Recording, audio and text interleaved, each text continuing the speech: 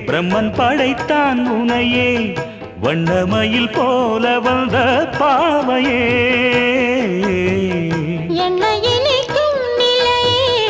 இன்பம் கொடுக்கும் கலையே உன்னை எண்ணி வாழும் எந்தன் நாவியே கண்ணிமையில் தூண்டிலிட்டு